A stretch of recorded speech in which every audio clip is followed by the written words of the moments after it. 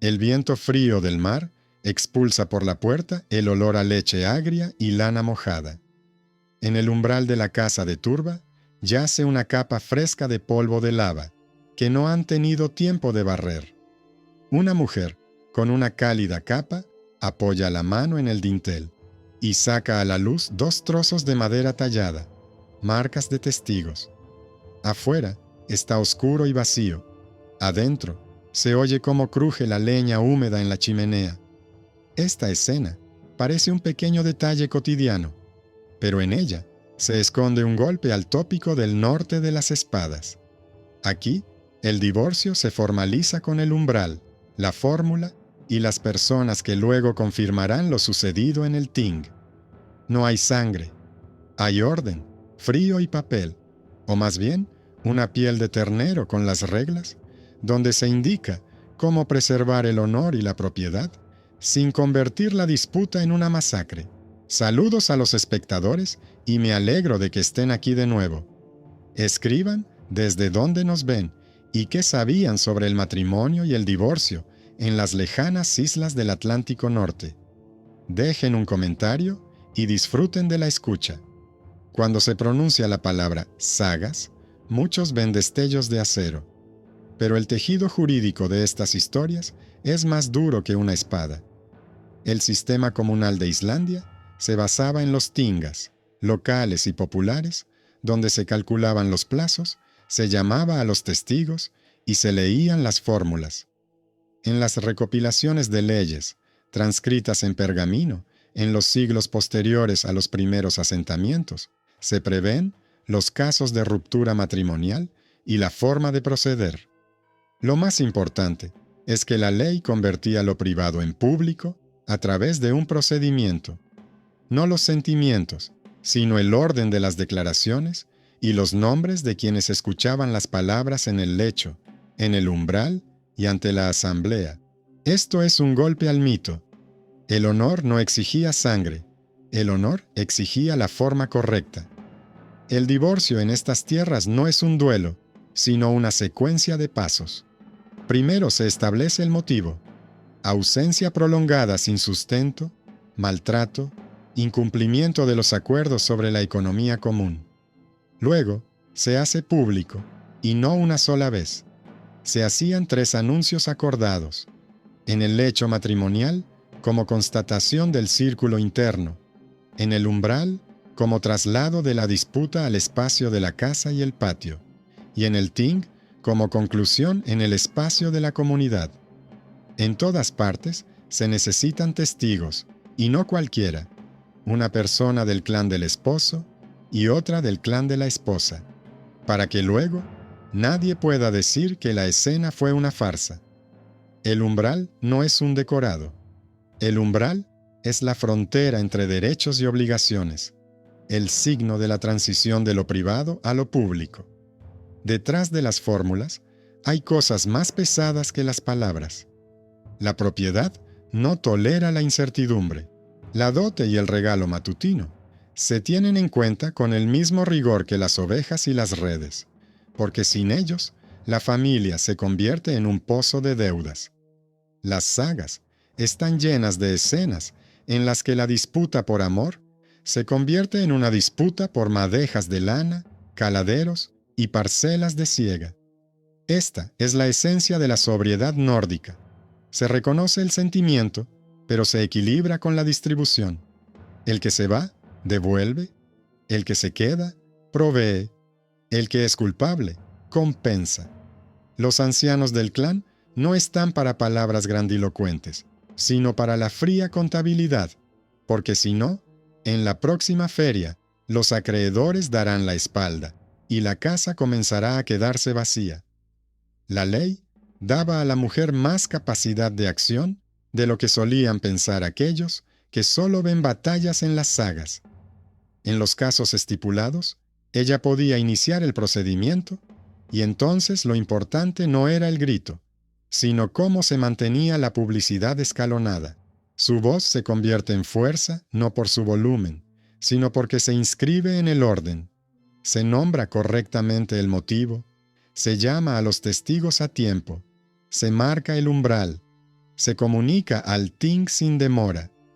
Así, el honor se transforma de grito en documento. Esto asusta más que la sangre representada en las miniaturas. El grito se puede olvidar, el documento no. En este contexto, la función de los mediadores resulta más comprensible. En las comunidades, donde cada familia está vinculada a otra a través de créditos, ganado y personas, el asesinato cierra puertas, mientras que un acuerdo amistoso abre los graneros y deja esperanza para la próxima temporada. Los mediadores no solo persuaden, calculan el invierno. ¿Cuántas cabezas aguantará el pasto?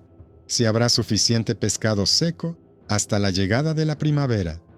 ¿Quién proporcionará sustento al colono, cuyo matrimonio acaba de romperse? Si los deudores caen, se rompe la cadena de intercambios. Entonces la sangre correrá sin duda, pero no en forma de duelo, sino en forma de muerte fría por inanición. Por eso, la ley en estos lugares no es clemencia, sino un medio de supervivencia. En las crónicas también aparecen escenas de violencia, pero la ley las interpreta como una enfermedad social. La calumnia se castiga con multas, la violación del procedimiento con la invalidez de la ruptura, la arbitrariedad con la privación del derecho a la defensa. Declarar a una persona fuera de la ley es más terrible que un duelo poético. Es la exclusión de la red de ayuda mutua, las puertas cerradas, la ausencia de testigos en el ting, cuando hay que confirmar incluso el derecho a segar heno. Tal decisión no se ejecuta con la espada, sino con un frío lento. Nadie venderá, nadie dará cobijo, nadie prestará un barco para cruzar. La prosaicidad del castigo es implacable. El mito de los vikingos de los puños nació de episodios llamativos, pero la vida cotidiana se sustentaba en el ruido silencioso de los procedimientos. Por eso, las sagas aman las enumeraciones. ¿Quién vino? ¿Quién testificó? ¿Quién recuerda la fórmula? Esto prepara nuestro primer giro. Donde aparentemente suena una historia de pasión y rencor, en realidad se desarrolla un trabajo meticuloso para salvar la propiedad y la reputación. El segundo giro es el papel de las mujeres como protagonistas del procedimiento, y no como sombras de las decisiones masculinas. El tercero es la transformación del honor de un fuego personal en un recurso público. No glorificarse a uno mismo, sino no destruir la red que sostiene la isla. En invierno, el camino al tingo no es nada romántico.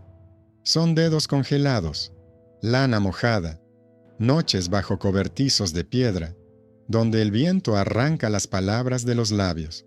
La gente va allí no por una escena bonita, sino porque sin el sello y el certificado, el siguiente registro matrimonial quedará en entredicho. Los ancianos, con mirada severa, comprueban el orden de las conversaciones en la puerta y los plazos de presentación, ya que perder un día convierte la separación legal en una simple formalidad. La mesa no se coloca para el espectáculo, sino para los pergaminos. Y en esta sequedad hay una verdadera dramaturgia. El destino se decide con la pluma, no con el hacha.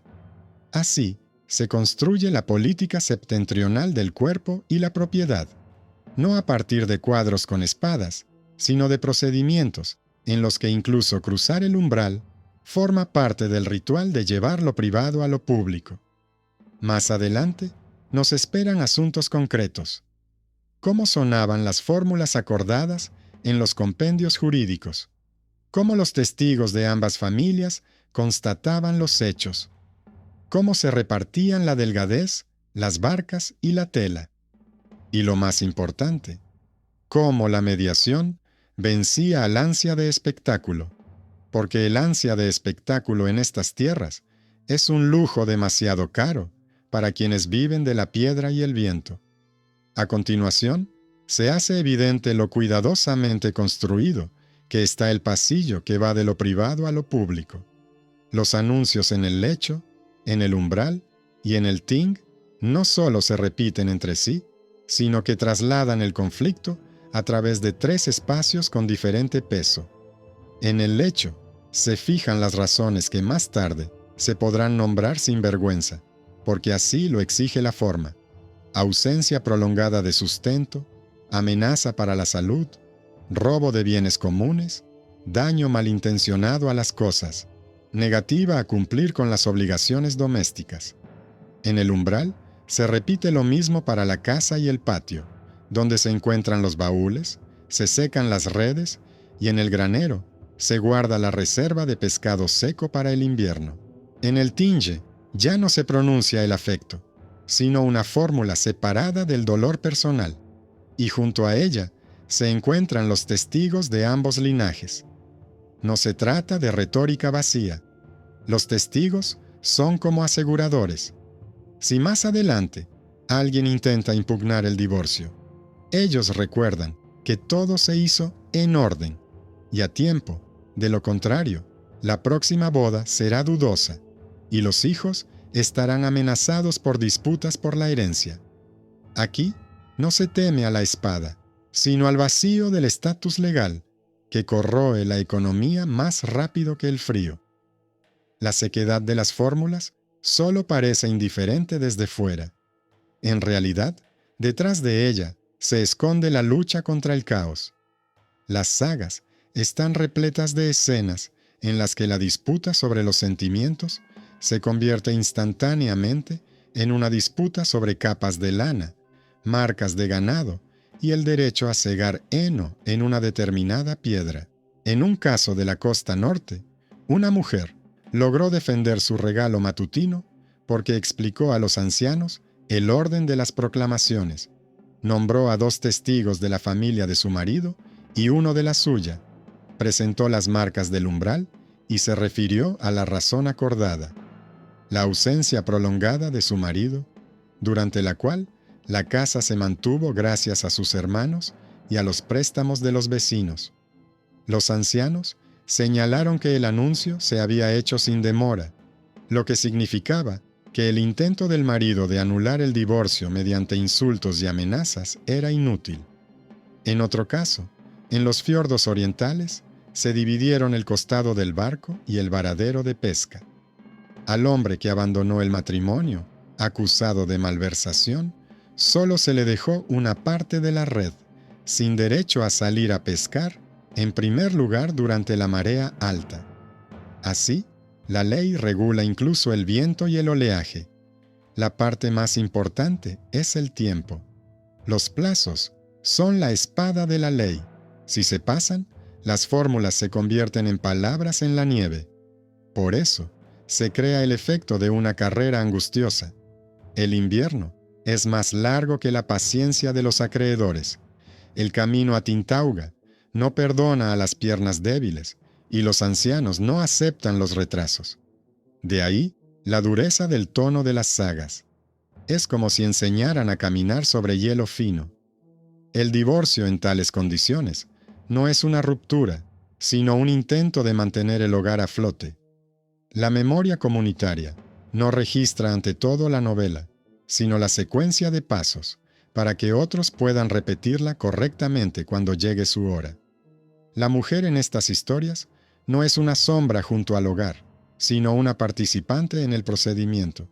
Su derecho a anunciar e iniciar la ruptura no está consagrado en canciones, sino en pergamino.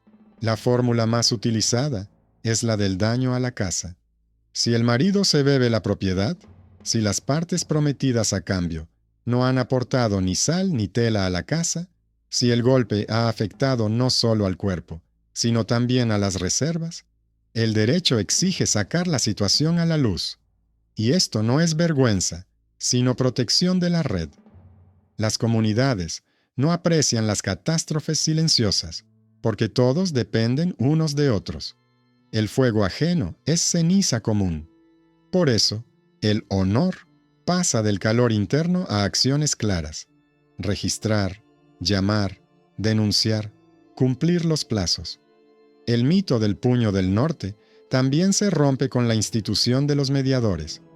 Los mediadores en las sagas no son pacíficos pacificadores, sino especialistas en recursos. Calculan cuántas vacas aguantará el pastizal después de la división, cómo distribuir a las personas en los pastos de verano, a quién le tocará el barco y a quién. Un varadero vacío con la esperanza de un futuro montaje. Su decisión asusta porque mata el espectáculo.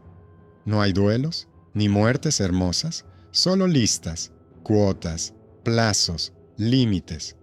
Por un lado, es una ofensa para el orgullo. Por otro, es lo que da la oportunidad de sobrevivir 2 inviernos seguidos sin ferias debido a la tormenta. Las sagas son sombrías porque obligan a ver la supervivencia como una cuestión de aritmética. La relación honor-talish-solvencia es el giro principal. No se trata de una gloria mítica, sino de la posibilidad de pedir un préstamo con la lana futura como garantía, acordar un lugar para el barco, intercambiar pescado por grano con los comerciantes forasteros. Una sola palabra mal dicha en el ting, donde se reúne todo el distrito, y el tendero se negará, y el ganadero fingirá no ver nada. Por eso, la calumnia se castiga con multas, y los castigos arbitrarios dan lugar a lo más terrible, la exclusión parcial o total de la ley. Esto no es teatro, es la vida al aire libre, sin derecho a un techo ajeno, sin voz en el ting, sin posibilidad de llegar a los testigos. En las condiciones de la isla, tal sentencia es más peligrosa que la espada. La propiedad y el cuerpo están más entrelazados de lo que parece. Las uniones matrimoniales son intercambios. La dote no es un regalo, sino una contribución inicial a la causa común, que en caso de divorcio se devuelve según una fórmula, a veces con retenciones por desgaste. El regalo matutino es el reconocimiento del estatus y las futuras obligaciones. Su conservación o pérdida es la clave para evaluar la culpa. El ganado y las telas, las barcas y las redes, todo se divide en partes. Si el cónyuge devuelve la dote no en su totalidad, sino en peor calidad, los ancianos imponen medidas compensatorias. En invierno, puede ser el derecho de prioridad para la siega de heno en una determinada parcela, o el acceso a los secaderos, que ofrecen más posibilidades de supervivencia en caso de mala cosecha. El cuerpo se protege de manera indirecta, a través de la protección del hogar. Es duro, seco, pero eficaz. Las normas cristianas que penetraron en la isla no abolieron esta economía. Añadieron una capa de procedimientos judiciales eclesiásticos y requisitos de testimonio, especialmente en cuestiones de relaciones cercanas y grados de parentesco prohibidos. Pero los tribunales eclesiásticos también piensan en el hogar, apoyar a la viuda, no dejar que los niños se disuelvan en hogares ajenos, evitar que el clérigo visitante convierta la disputa en un sermón sin consecuencias. En la intersección de 2 órdenes, el comunitario y el eclesiástico, nace un amor aún mayor por el papel. Ahora, no solo se necesitan testigos en la puerta, sino también registros comprensibles para el sacerdote, que mañana se irá a otra parroquia y pasado mañana será sustituido por uno nuevo. La memoria no puede ser privada, de lo contrario, las transacciones se estancarán. El miedo en estas historias es de otra naturaleza. Es el miedo a la sordera de la nieve y al hambre, cuando nadie te oye ni te ayuda. Por eso, las sagas odian tanto la negligencia. La persona que no ha llamado a los testigos, que ha confundido el orden de las publicaciones, o que ha llegado tarde al Tingtug, no solo se hace daño a sí misma, destruye la previsibilidad. Y la previsibilidad es una fina capa de hielo sobre la que toda la comunidad pasa del otoño a la primavera. Una rotura y la grieta se extiende por todas partes. De ahí la crueldad social hacia aquellos que intentan resolver con la espada. no porque todos se hayan vuelto virtuosos, sino porque la espada tiene un precio comunitario demasiado alto. Y sin embargo, dentro de esta máquina sigue habiendo lugar para la elección. Cuando los cónyuges, tras pasar por el procedimiento, acuerdan el pago a plazos de la dote, eligen el futuro cosecha. Cuando la mujer insiste en el anuncio en la puerta, aunque los familiares la convencen de no sacarlo a la luz, elige el estatus, sin el cual mañana nadie le dará ganado a cambio de lana. Cuando los ancianos impiden que los jóvenes se insulten y exigen que se nombren testigos, eligen la memoria, porque la memoria es el único capital que no se ve afectado por la tormenta. En estos lugares, las emociones se convierten en filas, no por crueldad, sino por cálculo, lo que en sí mismo suena frío, casi inhumano, pero salva vidas. De este material se tejen los compendios jurídicos de la isla, reescritos en monasterios y casas particulares por personas que conocen el valor de la sal y el lino. Allí no hay lugar para hermosos monólogos. Allí las mismas palabras se repiten de siglo en siglo porque sirven de puente. Se ve por qué en estos textos siempre hay un umbral. Es una escena en miniatura de salida. Lo privado se convierte en público, no para ser discutido, sino para ser reconocido. Y la ruptura del matrimonio, que desde fuera se quiere enmarcar con epítetos punzantes, en este marco parece un trabajo físico pesado. Trasladar sacos pesados de un almacén a otro, contar cabezas, tachar y escribir nombres. Es difícil, frío, pero cierto. A continuación, será necesario examinar varios casos ilustrativos en los que una leyenda sangrienta casi se tragó los documentos, y cómo precisamente los documentos, anuncios, marcas, nombres, plazos, devolvieron la casa a sus propietarios. Uno de los casos comenzó junto al hogar, con el crujir de la madera húmeda de abedul, y terminó en el tribunal sin un solo golpe. Otro se infló con rumores sobre una supuesta ofensa al honor, pero al final se estrelló contra la lista de deudas y la negativa del tendero a prestar ni siquiera un puñado de harina. El tercero casi provocó una enemistad familiar, pero fue detenido por los ancianos, que recordaron a las partes que el honor no es un arrebato momentáneo, sino la capacidad de soportar el procedimiento desde el lecho hasta el umbral y hasta el círculo de piedra, donde se escucha no por el espectáculo, sino por el invierno.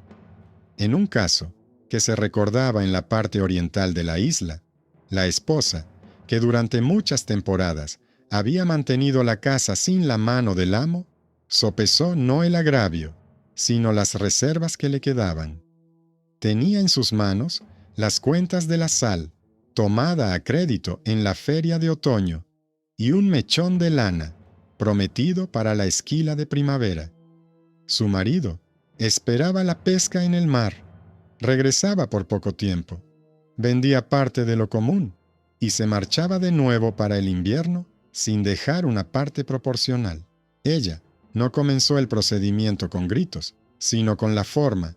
Lo anunció en la cama, llamó a 2 testigos de la familia de su esposo y uno de la suya. Lo repitió en la puerta, donde colgaban las llaves del granero, y yacía una jarra con leche agria. Esperó hasta el próximo tintauga, y lo pronunció todo como en el código. Los mediadores no propusieron una escena, sino una cuenta. Por cada temporada sin manutención, una retención de la parte de la barca. Por las redes vendidas sin consentimiento, la devolución del regalo matutino sin descuento. El honor de la familia del marido no se salvó con juramentos, sino con el acuerdo de pagar parte de los daños en pescado seco y pieles de vaca. Así, el frío privado de la casa se convirtió en una cifra pública, de la que nadie se escapará si quiere comprar sal mañana. En otro caso, un hombre intentó convertir el divorcio en un escudo contra los acreedores. Esperaba que la ruptura cancelara las deudas comunes de la dote y lo liberara de la presión del tendero. Pero no fue la crueldad lo que lo traicionó, sino un paso en falso. Primero, no llamó a los testigos al lecho. Luego, no salió al umbral en el plazo establecido, y en el ting intentó sustituir la fórmula por insultos llamativos. Los ancianos no se inmutaron. Levantaron los registros en los que figuraban los nombres de los testigos, las fechas de las anteriores declaraciones en asuntos ajenos, y señalaron el vacío en su cadena. El vacío se convirtió en una sentencia para el procedimiento, no para la persona. El divorcio fue declarado nulo, la deuda fue considerada común, pero con el derecho de la esposa a quedarse con parte del rebaño como garantía. Para él, esto resultó ser más terrible que un duelo. La espada le habría permitido perder con dignidad, pero el orden le obligó a pagar lentamente y sin dignidad ante los ojos de los vecinos, temporada tras temporada. A veces, la ruptura amenazaba con convertirse en una enemistad entre clanes. Los rencores acumulados se convertían fácilmente en rumores, estos en puertas cerradas y las puertas cerradas en miradas severas en la feria. Entonces, los mediadores no persuadían, sino que elaboraban calendarios.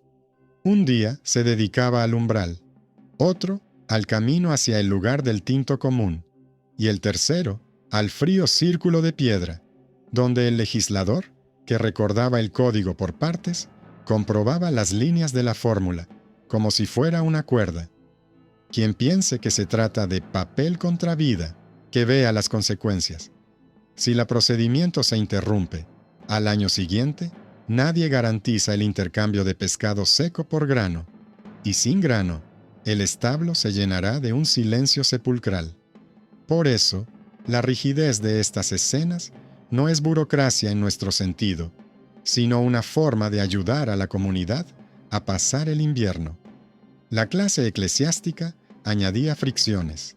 Los feligreses insistían en el respeto de los grados de parentesco, en el reconocimiento de las uniones y su disolución de acuerdo con el canon.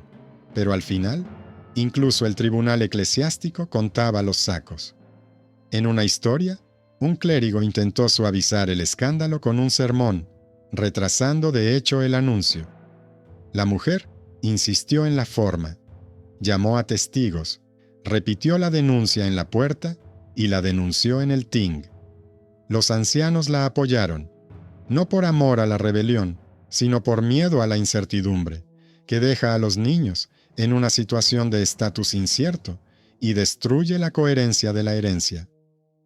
El representante de la iglesia anotó el hecho en el libro parroquial y la comunidad anotó las consecuencias.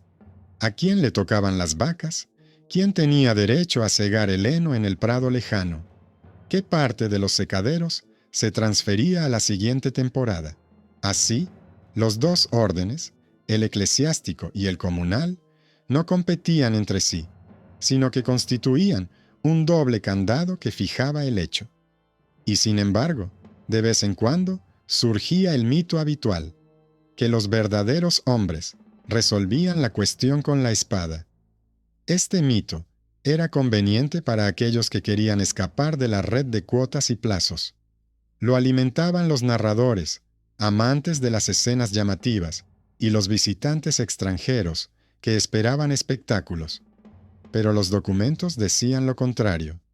En un caso famoso, la historia contada más tarde adornaba los acontecimientos con detalles engañosos sobre un duelo supuestamente por ofensa al honor, mientras que en la lista de pagos conservada figuraba simplemente varias monedas de plata, 2 pieles, una parte de la captura de la próxima temporada, el derecho a segar heno en los años pares.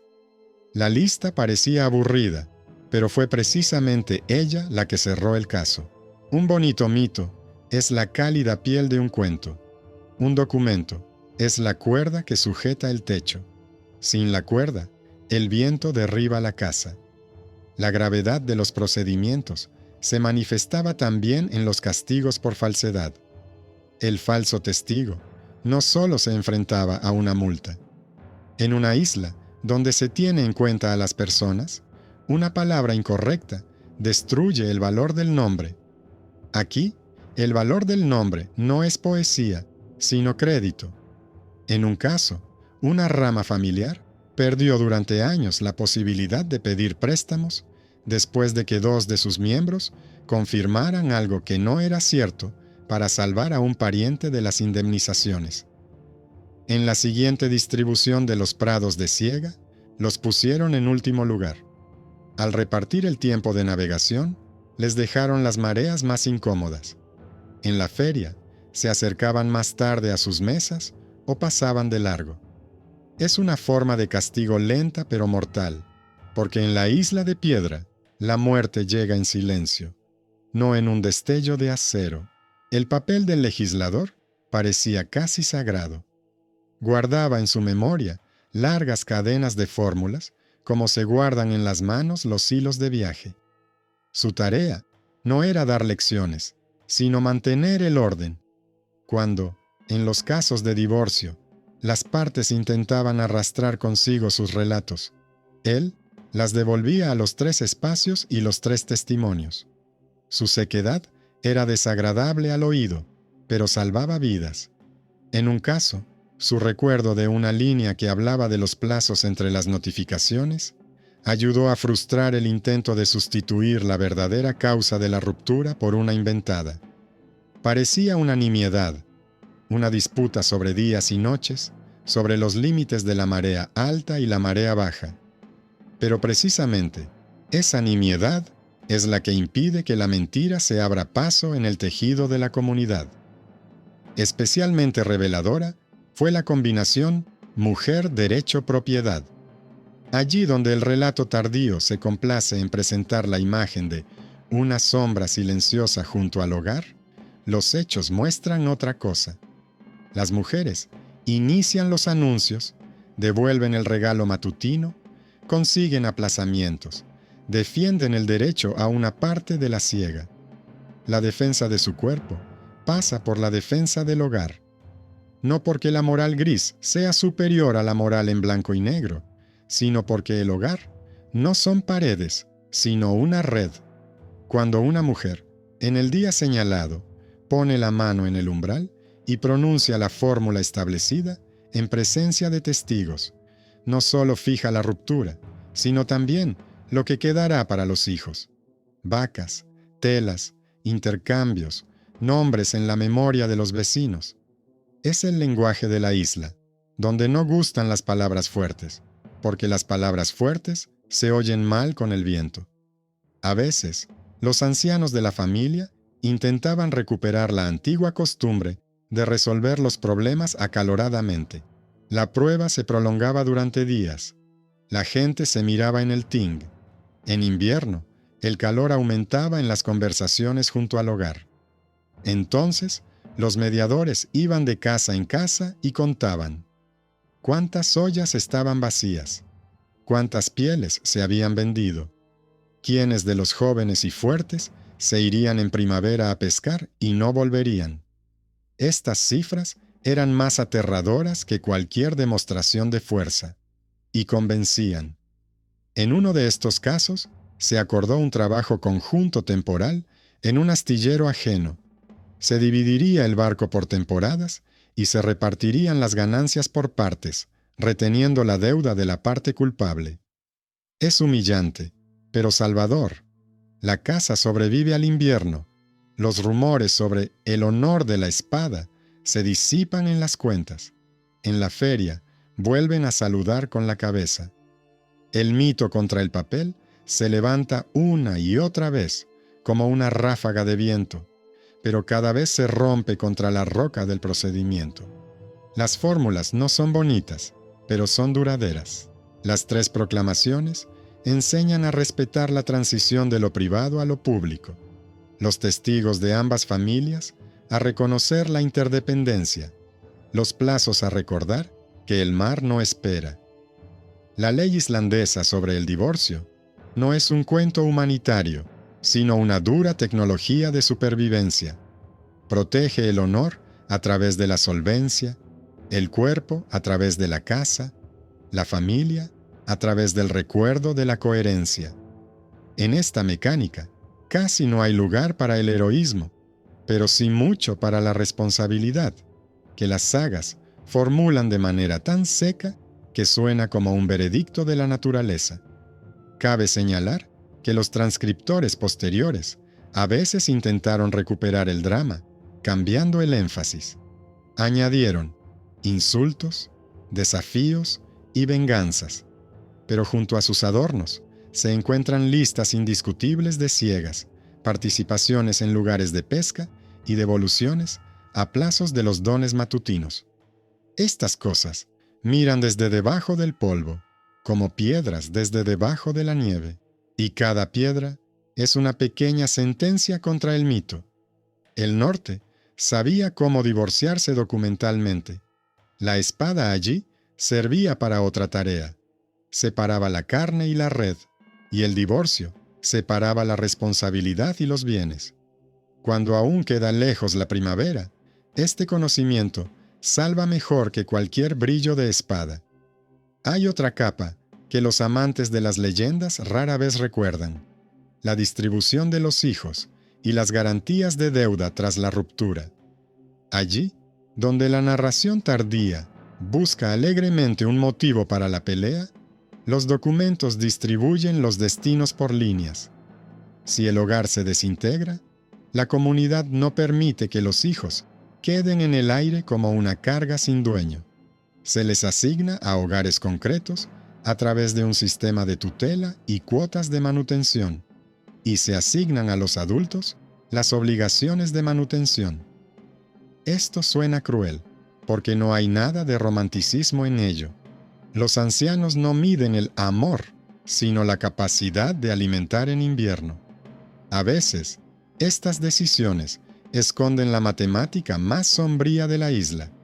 Si un patio no tiene vaca y acoge a un niño, los vecinos están obligados a reconocerle el acceso prioritario al heno o a asignarle parte de los palos de secado. No se puede rechazar, porque mañana el rechazo afectará a todos. Es la regla del seguro colectivo, donde la rotura de una viga derriba los techos en cadena. Y cuando el divorcio rompe el equilibrio habitual, el Ting no juega a la nobleza, sino que mantiene el sistema alejado de la silenciosa peste que llega sin ruido ni sangre, pero deja camas vacías y hogares fríos. Paralelamente a esto, se tiene en cuenta el olor de la deuda, algo que no se ve en las historias heroicas. En la isla, el recuerdo de los pagos no son cifras, sino rostros, y por eso, en los casos de divorcio, las sombras de los tenderos y los ganaderos están tan presentes como los testigos de los clanes. Un solo rumor sonoro sobre la vil negativa a pagar la sal destruye la solvencia de la finca más rápido que cualquier calumnia sobre la moralidad. Y al revés, la secuencia regular de pagos en concepto de indemnización por las redes vendidas sin consentimiento devuelve el nombre a la circulación más rápido que la más elocuente apelación al honor. En un caso grave, la parte declarada culpable de malversación no tenía con qué pagar en plata. Se le asignó una compensación en especie para varias temporadas, parte de la captura en 3 mareas futuras, la mitad de las pieles en la siguiente matanza, el derecho a entregar en primer lugar el pescado al comerciante a un precio estable, y no a los restos de la feria. Esto parece mezquino y vergonzoso, pero es así como la corte vuelve a la red, donde se la vuelve a considerar, no como un enemigo, sino como una unidad solvente. Para los lugareños, esto es honor, ser predecible en las cuentas, en lugar de brillar con la conversación junto a la piedra. Una herramienta importante, casi invisible desde el exterior, son las marcas en los umbrales y los marcos de las puertas. Dado que no en todos los asuntos hay un escribano, el registro de las causas y los plazos se convierte en marcas talladas y colgantes de cuero con un nudo que conocen los testigos. En los registros secos se mencionan marcas en el umbral y signos en el marco, que confirman que se hizo la proclamación y que se hizo a tiempo. Estas cosas solo parecen ridículas a quienes nunca han vivido bajo el viento. Un signo en el marco es como una piedra en el tejado que impide que se arranque el césped. No es dramático, pero es mejor que cualquier juramento, porque lo vieron, porque quedó después de la tormenta, porque varias casas lo recuerdan. Y si después de una temporada alguien intenta recordar de otra manera, la marca no cambia la historia según el estado de ánimo, sino que la devuelve a su forma original. Así, el papel y la madera juntos mantienen el orden frente a los derrames. Los casos de violencia manifiesta también salen de las sombras, pero de una manera diferente a la que espera el rumor. No se convierten en motivo de venganza espectacular, sino que se relacionan con la propiedad. Si el daño es confirmado por testigos y se reconoce como peligroso para la casa, la fórmula permite la ruptura sin demora y también impone a la parte culpable no una multa de honor caballeresca, sino una responsabilidad económica, la entrega de la mejor vaca, la renuncia a parte de la siega, la cesión del derecho de paso al abrevadero clave. Suena frío, pero golpea con más precisión que la sangre caliente. El cuerpo se defiende a través de la casa por una sencilla razón. La casa es la única armadura duradera contra el viento. De ahí la sensación de terrible justicia. No consuela con historias, sino que repara la estructura del mundo para que no se derrumbe antes de la primavera. El susurro sagrado también está presente, pero se traduce en líneas. Cuando el tribunal eclesiástico constata un impedimento para el matrimonio o reconoce la unión como insostenible, el tin común elige las consecuencias para no romper la red. A veces, los feligreses insisten en formas de arrepentimiento, y entonces los mediadores mantienen el equilibrio. Se pueden añadir oraciones, pero no se puede añadir pobreza. En una historia, la edificación comunitaria, propuesta por un ferviente religioso, es rechazada porque amenazaba con paralizar la economía. El tiempo dedicado a las manifestaciones equivalía a 2 días de trabajo en el campo, un lujo demasiado caro para una región donde los días son más cortos que el camino que lleva a los vecinos. No es la rebelión la que vence, sino la contabilidad de la supervivencia.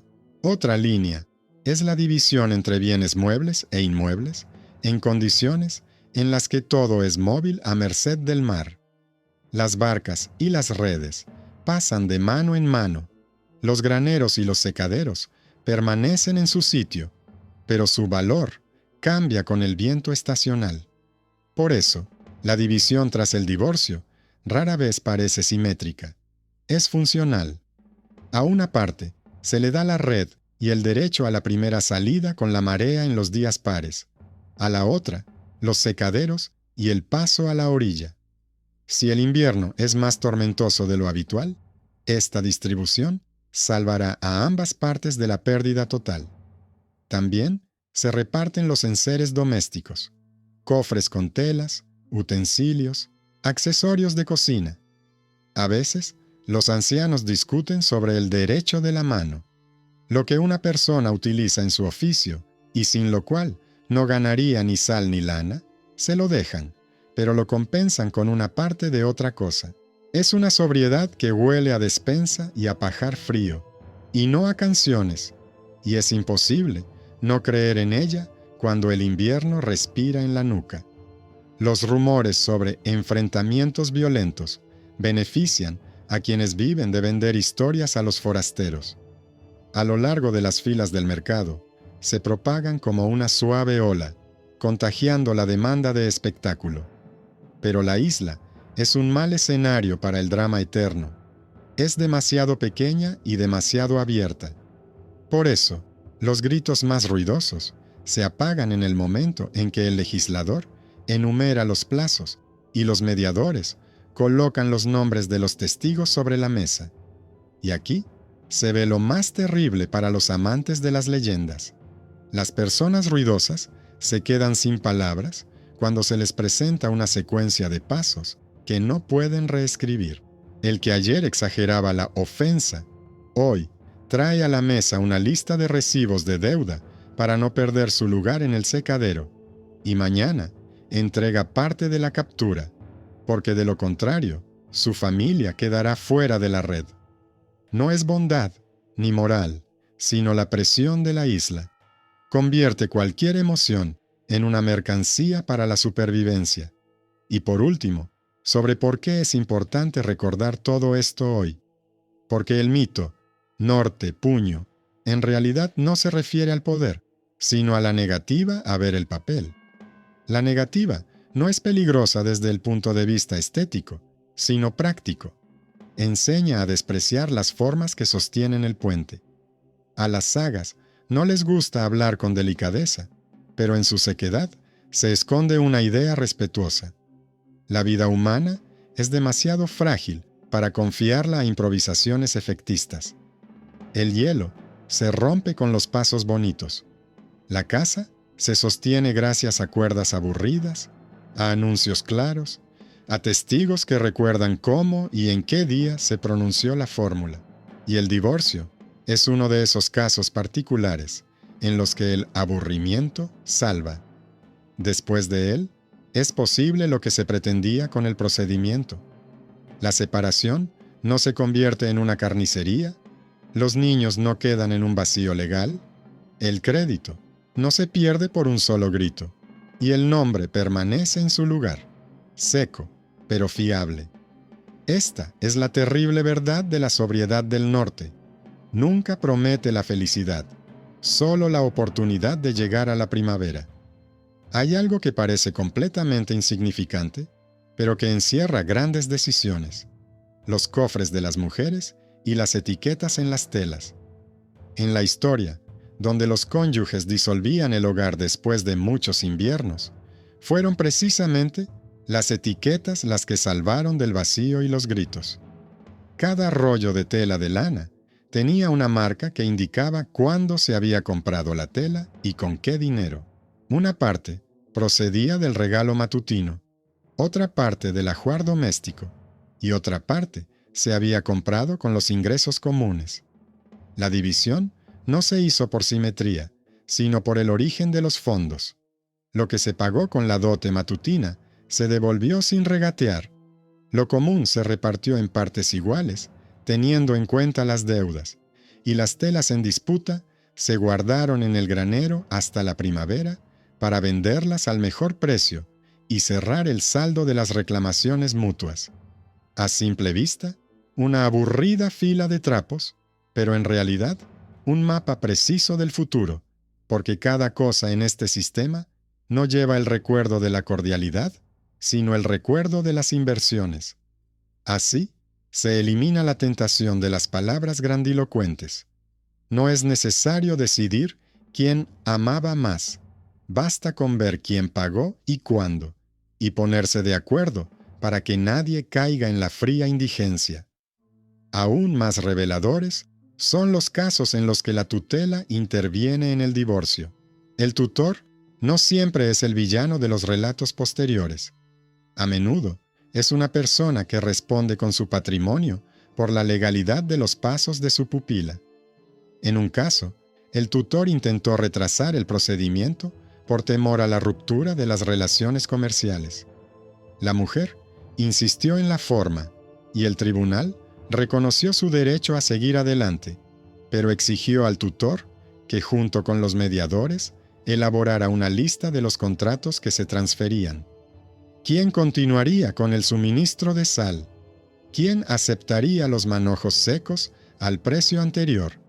¿Quién garantizaría la compra de pieles en la matanza de primavera? El tutor firmó los compromisos y los mediadores colocaron una etiqueta de cuero en el marco de la puerta para que los vecinos supieran que se podía hacer negocios con la finca. Aquí se puede sentir el aliento de la isla. El orden no es por belleza. El orden es para que no se pierda la ruta comercial por la que corren los días demasiado cortos de luz. A veces, los documentos sacan a la luz lo que más tarde se acostumbra a ocultar en el humo de historias efectistas, la delicada economía de la integridad física. En un caso en el que el marido es considerado peligroso para el hogar, la fórmula no llama al espectáculo, sino que rompe inmediatamente la unión y traslada la protección al plano económico. A la mujer se le concede el derecho a la mejor vaca, a una parte de la siega, al libre acceso al abrevadero, y a la parte culpable se le obliga a una compensación en especie en varias etapas, con partes de la captura y pieles. Lo terrible no es que no haya un castigo sonoro. Lo terrible es que el castigo se prolonga durante temporadas, como el invierno, y cada vez recuerda a todos que el intento de resolver la fuerza con la fuerza se devolverá en una cuenta en la que no queda lugar para las canciones. La intervención de las normas eclesiásticas parece externa, pero se entreteje en el tejido de las decisiones. Cuando la parroquia denuncia un obstáculo o una infracción de los pasos, el procedimiento comunitario no se rompe, sino que se completa. En un caso, el tribunal eclesiástico confirmó la invalidez de la unión, y el Ting determinó cómo no arruinar la economía. Se le concedió a la mujer el derecho a una parte de los palos de secado detrás de la casa de su familia.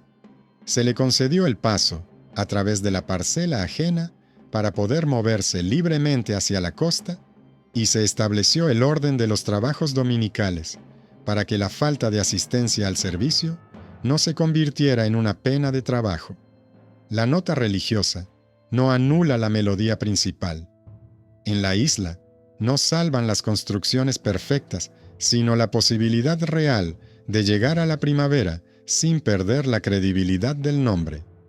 Hay también historias contrarias, en las que el intento de acortar el camino lo arruina todo de golpe.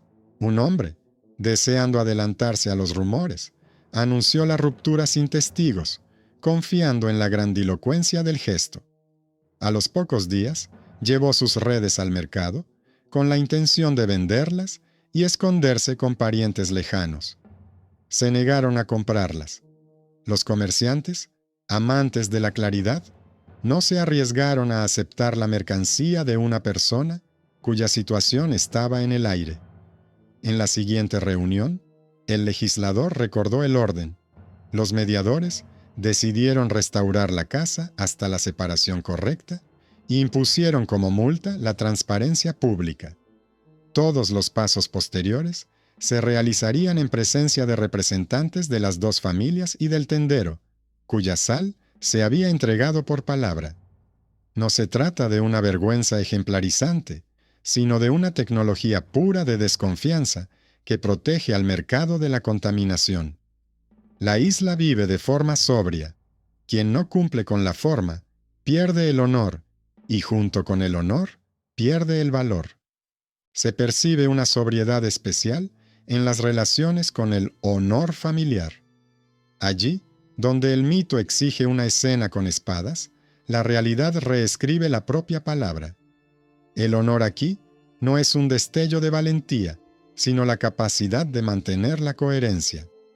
En un caso, dos casas influyentes avivaron una vieja enemistad, encubriendo con ella una disputa por un divorcio. Los mediadores les obligaron a poner sobre la piedra no juramentos, sino listas de personas dispuestas a responder con sus bienes por el cumplimiento de los pasos futuros. Las listas resultaron ser cortas. Los ojos ajenos vieron que detrás de las posturas grandilocuentes había vacío. La enemistad se desvaneció por sí sola, porque en la isla incluso la ira debe pagarse, y si no hay con qué pagar, hay que litigar con calma. Esta imagen es aterradora y hermosa por su fría justicia. Un gesto sangriento puede engañar por un momento, pero no resiste la temporada de ajustes de cuentas. Las falsas leyendas sobre los duelos perduran gracias a los escritores ajenos que necesitan vender la historia. Revisan las sagas como pieles en un banco y les añaden brillo. Los documentos no toleran este brillo. recuerdan que el divorcio no es un camino hacia la gloria, sino un estrecho puente sobre el invierno, con agua y viento vacío a ambos lados. El puente se sostiene sobre 3 pilares: la proclamación ante el lecho, la proclamación ante el umbral y la proclamación ante el tintauga en presencia de testigos. Cada pilar omitido es una rendija por la que se escapa el nombre.